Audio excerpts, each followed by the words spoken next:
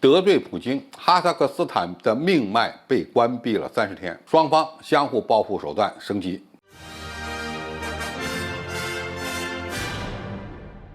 观众朋友、网友朋友，大家好，我是付延绍。近日，哈萨克斯坦总统托卡耶夫与欧洲理事会主席希尔在进行电话会谈时指出，哈方准备增加对欧洲的能源供应，也就是准备用哈萨克斯坦的能源为稳定欧洲能源价格做贡献。这些话对于欧洲在能源供应问题上较量的俄罗斯来说非常刺耳。随后，哈萨克斯坦退出了独联体跨国货币委员会协议。几日前，哈萨克斯坦总统托克耶夫在参加圣彼得堡经济论坛时，当着普京的面拒绝承认卢甘斯克和顿涅茨克两个地区的独立，并表示哈萨克斯坦不会屈服于俄罗斯的脚下。要知道，俄罗斯刚刚在今年1月份出兵帮助哈萨克斯坦稳定了政局。托卡耶夫的表态在俄罗斯看来就是一场挑衅和背叛。俄罗斯官方虽然没有公开说会报复哈萨克斯坦，但是其手下的动作可就没停。俄罗斯的一个地方法院下令暂停哈萨克斯坦石油出口命脉里海管道联盟输油管线活动30天。俄罗斯给出的理由是，由于俄罗斯经贸与卫生调查局发现了一些技术问题，这可就有点不正常了。里海管道联盟是一个跨国的石油运输项目，由俄罗斯国家石油管道运输公司、哈萨克斯坦政府及部分外国石油财团共同投资经营。说白了，就是哈萨克斯坦对欧洲石油出口的一条重要命脉，每天的输油量超过了100万桶。如今其每天向欧洲输送大约120万桶原油，其中部分将继续运往美国。这不是俄罗斯第一次中断哈萨克斯坦向欧洲出口石油了。今年3月份，该管道曾因黑海码头设施遭到了风暴损坏而一度中断运营。在此之后，俄罗斯又声称在新罗西斯克港内发现了50枚2战期间未爆的水雷和其他弹药，因此呢，部分关闭了港口的石油输送设备。美国方面一直认为，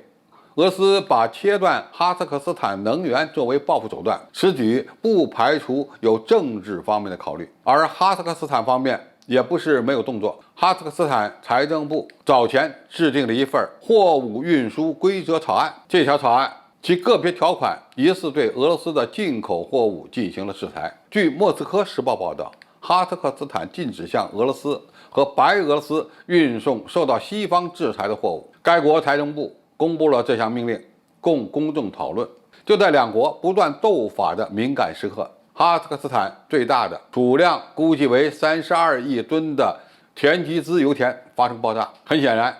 这几天俄哈关系进入了敏感期。在托卡耶夫总统同意向欧洲加大原油供应后，哈国内的田吉兹油田发生爆炸。随后，俄罗斯法院以违规操作为由，关闭了新罗西斯克的哈萨克斯坦海上石油出口终端。再到哈萨克斯坦要对俄罗斯以白俄罗斯货物进行禁运制裁，这是一场还没有彻底撕破脸的暗战。而且俄罗斯显然已经占了上风。更现实的一点是，打击哈萨克斯坦的能源出口既能敲打托卡耶夫，也能推升欧洲能源危机和全球油价，这是对俄罗斯有利的事件。但是这么玩手段显得不那么大气，也可能会让其他的中亚国家与俄罗斯更加离心离德。普京曾经评价托卡耶夫的前任，也就是哈萨克斯坦的前总统纳扎尔巴耶夫，他认为纳扎尔巴耶夫靠自己的双手在一个没有建立国家的地方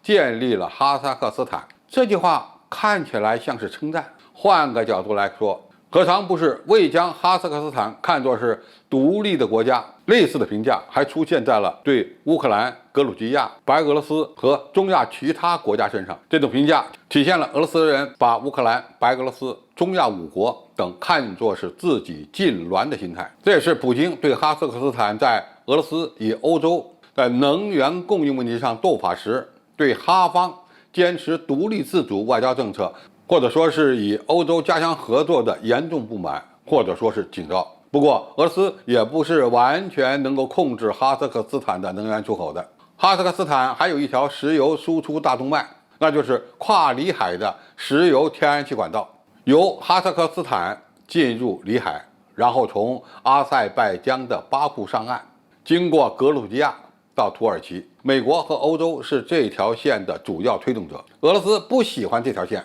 因为这条线俄罗斯控制不了。那么对我们来说呢，由于有了这条线，也分流了向中国供应油气资源的可靠性。那么如果俄罗斯非要掐断哈萨克斯坦通过这2条管道向欧洲出口能源，那么哈萨克斯坦只能将大量的能源供应转向中国，市场在这边，开发和管理建设也会有更多的合作。这就看